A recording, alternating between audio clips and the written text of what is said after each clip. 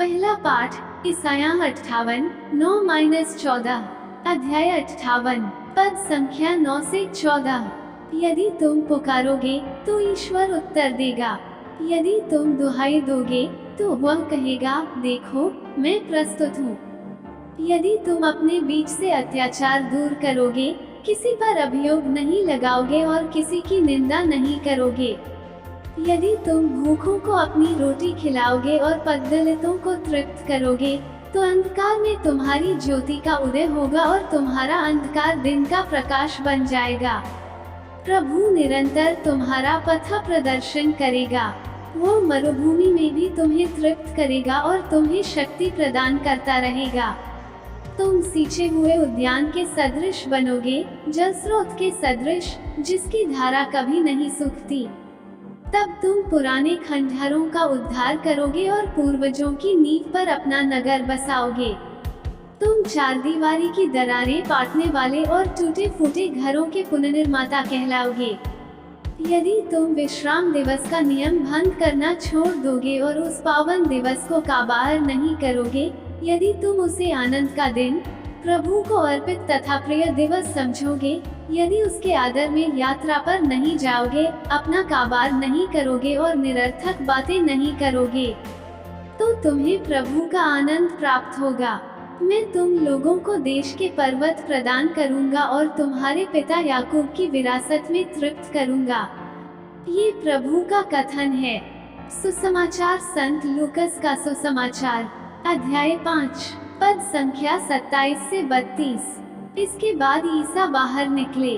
उन्होंने लेवी नामक नाकेदार को चुंगीघा में बैठा हुआ देखा और उससे कहा, मेरे पीछे चले आओ। वो उठ खड़ा हुआ और अपना सब कुछ छोड़कर ईसा के पीछे हो लिया। लेवी ने अपने यहाँ ईसा के सम्मान में एक बड़ा भोज दिया। नाकेदार और अतिथि बड़ी संख्या में उनके साथ भोजन पर बैठे। फरीसी और शास्त्री भुना भुनाते और उनके शिष्यों से यह कहते थे, तुम लोग नाकेदारों और पापियों के साथ क्यों खाते पीते हो? ईसा ने उन्हें उत्तर दिया, निरोगियों को नहीं, रोगियों को वैद्य की जरूरत होती है।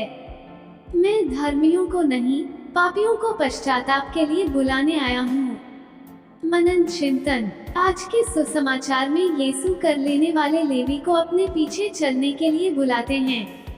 कर संग्राहकों को समाज द्वारा बहिष्कृत माना जाता था, क्योंकि उन्हें रोमन ठेकेदार के सहयोगी के रूप में देखा जाता था और वे अपने लालच और भ्रष्टाचार के लिए जाने जाते थे।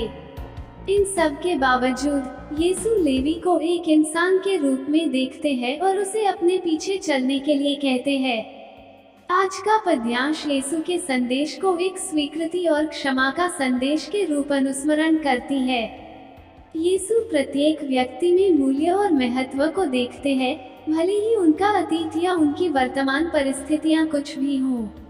वे हमें उनका अनुसरण करने और दूसरों को उनकी पृष्ठभूमि या गलतियों की परवाह किए बिना स्वीकार करने और प्यार करने के लिए बुलाते हैं।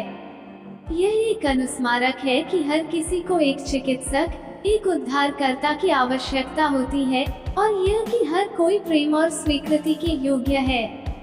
इस चालीसा काल में हमें अपने कार्यों पर विचार करने के लिए बुलावा मिलता है। आइए हम खुद से पूछें कि हम ईश्वर और दूसरों के साथ अपने संबंधों में कहाँ कमी कर रहे हैं। आमीन।